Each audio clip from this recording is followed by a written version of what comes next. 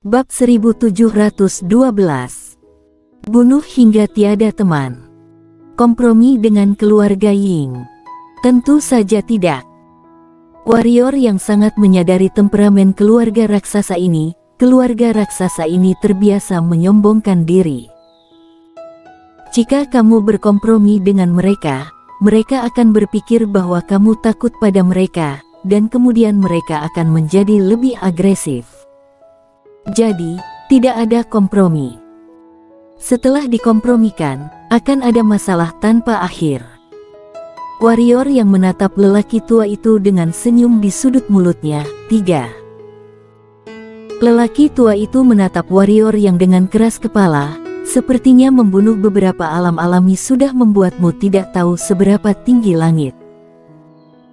Setelah kata-kata itu jatuh, dia maju selangkah dan hendak menembak, ketika wajahnya tiba-tiba berubah, dan dalam sekejap, seluruh orangnya langsung menghilang di tempatnya. Ketika muncul kembali, itu sudah ratusan meter jauhnya. Namun begitu dia berhenti, sebelum dia bisa bernapas lega, cahaya dingin menghantamnya. Pupil pria tua itu sedikit menyusut dan menghilang lagi. JSS. Pria tua itu menghilang di tempatnya, tetapi salah satu tangannya tidak bisa pergi. Di kejauhan, warrior yang tidak menembak, dia mengeluarkan 2 batu energi dan menelannya, lalu menatap lelaki tua itu dengan tatapan bermartabat di kedalaman matanya. 2 pedang yang baru saja dia gunakan adalah pedang momen, tetapi dia masih gagal membunuh orang tua itu. Kekuatan orang tua ini setidaknya 3 tahap alam alami. Master alam alami tingkat ketiga, kedua pedangnya sulit untuk membunuhnya, dan dia hanya dapat melukai lawan dengan serius. Mata warrior yang perlahan tertutup, kekuatannya masih perlu dikuatkan. Pedang momen ini masih memiliki banyak ruang untuk berkembang, dan perlu untuk memperkuat pedang momen. Di kejauhan, tetua keluarga Ying melihat lengannya di kejauhan, dan kemudian mengangkat kepalanya untuk melihat warrior Yang. Pada saat ini, tidak ada penghinaan di matanya, hanya kesungguhan. Kedua pedang tadi, jika dia tidak bereaksi cepat, kepalanya mungkin akan jatuh. Cepat. Kecepatan pedang itu sudah menjadi ancaman besar baginya. Orang tua itu memandang warrior yang untuk waktu yang lama, dan kemudian berkata, "Aku tidak berharap kekuatan kamu mencapai tingkat ini, tidak heran kamu begitu sombong. Hanya saja, apakah kamu pikir kamu bisa melawan keluarga Ying kami?" Warrior yang terkekeh, lalu berkata, "Bertarunglah melawan keluarga Ying kamu. Orang tua, kamu harus tahu jelas, orang-orang keluarga Ying kamu yang datang untuk menggangguku lebih dulu. Kenapa? Hanya orang-orang keluarga Ying kamu yang boleh membunuhku, dan melarangku untuk membunuh orang keluarga Ying kamu." Orang tua itu memandang warrior yang dan berkata, "Aku tidak peduli tentang ini, aku hanya tahu bahwa mereka yang berani menyentuh orang-orang keluarga Ying kami harus mati." Pada saat ini, warrior yang mengangkat tangan kirinya dan mengarahkan pedang di tangannya ke orang tua itu, "Ayo coba." Ada tatapan ganas di mata lelaki tua itu, dia membanting tangannya ke depan, dan kemudian mengepalkannya dengan tajam. Dalam sekejap, tinju besar dengan panjang 100 meter tiba-tiba muncul di depannya, dan kemudian menghantam warrior Yang.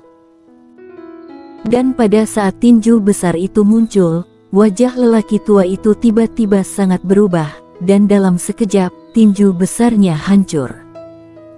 Segera setelah itu, tubuh lelaki tua itu menegang. Dan warrior yang sudah berada di belakang lelaki tua itu, dan pada saat yang sama, pedang di tangannya berubah menjadi pedang kayu. Pedang kayu. Dia tidak ingin menggunakan benda asing, tetapi itu tergantung pada situasinya. Jika dia melawan orang tua itu sampai mati, dia tidak takut, dan bahkan memiliki kepastian 50% bahwa dia dapat membunuh orang tua itu. Tapi itu akan membuang-buang waktu, dan dia juga akan terluka parah. Pada saat ini, dia tidak boleh terluka. Karena pasti ada banyak orang yang diam-diam mencoba melawannya. Jika dia terluka parah, orang-orang itu pasti tidak akan keberatan untuk mengerumuninya. Jadi, dia memilih menggunakan pedang kayu. Perlu disebutkan bahwa setelah dia berjanji untuk mengikuti pedang kayu ke sekte rahasia itu, pedang kayu tidak lagi menolaknya. Sebagai bonus, dia sekarang bisa menggunakan pedang kayu 3 kali sebulan. Itu hal yang baik untuk warrior yang juga. Di lapangan, masih banyak orang yang belum mengetahui situasinya. Pada saat ini, angin sepoi-sepoi bertiup, dan kepala lelaki tua itu jatuh langsung dari lehernya. Melihat adegan ini, semua orang tercengang. Meninggal. Salah satu master alam alami keluarga Ying meninggal seperti ini. Di sisi lain, mata Gary Ying penuh dengan ketidakpercayaan. Paman ketiganya adalah master alam alami puncak tingkat ketiga. Dan sekarang, meninggal begitu saja. Pada saat ini, warrior yang tiba-tiba menatap Gary Ying, wajah Gary Ying berubah, sosoknya melintas, dan dia mundur ribuan kaki. Warrior yang tertegun, orang ini sangat takut padanya. Haha. Di atas tembok kota, banyak orang tidak bisa menahan tawa. Wajah Gary Ying menjadi sangat jelek. Sebenarnya, baru saja dia mengira warrior yang akan menembaknya. Karena kecepatan menembak warrior yang sangat cepat, maka dia secara naluriah mundur 1000 kaki, tetapi dia tidak menyangka bahwa warrior yang tidak menembaknya. Ini memalukan. Pada saat ini, warrior yang berkata, "Kembalilah dan beritahu kepala keluarga Ying kalian bahwa aku warrior yang tidak ingin memprovokasi keluarga Ying, tapi aku tidak takut pada keluarga Ying. Jika keluarga Ying harus membunuh aku seperti keluarga Yang, kalian boleh datang." Gary Ying mencibir, "Warrior Yang, kamu pikir kamu siapa? Kamu bisa. Kamu katakan satu kata lagi, jangan harap bisa pergi hari ini." Warrior yang tiba-tiba menyela Gary Ying. Ekspresi Gary Ying membeku, tetapi dia tidak berani mengatakan apa-apa. Dia mengeluarkan keringat dingin, lalu berbalik dan menghilang. Setelah melihat warrior yang membunuh paman ketiganya, dia tidak lagi memiliki keberanian untuk melawan warrior yang sendirian. Terutama warrior yang memegang artefak saat ini. Faktanya, warrior yang tidak memiliki kemampuan untuk membunuhnya saat ini, karena energi hitam di tubuh warrior yang baru saja dikuras oleh pedang ini. Sayangnya, Gary Ying tidak tahu. Tentu saja, bahkan tahu pun dia juga tidak bisa membunuh warrior yang, bagaimanapun juga, warrior yang masih memiliki kuat.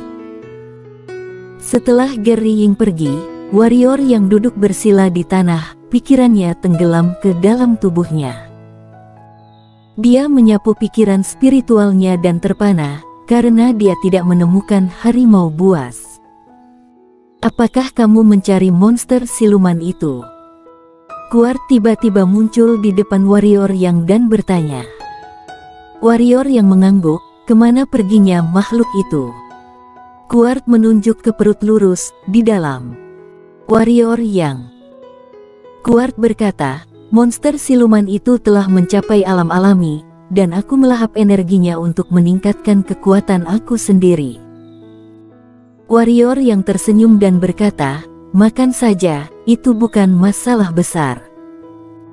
Kuart melirik warrior yang, lalu mengangguk, "Hati-hati, keluarga yang pasti tidak akan menyerah."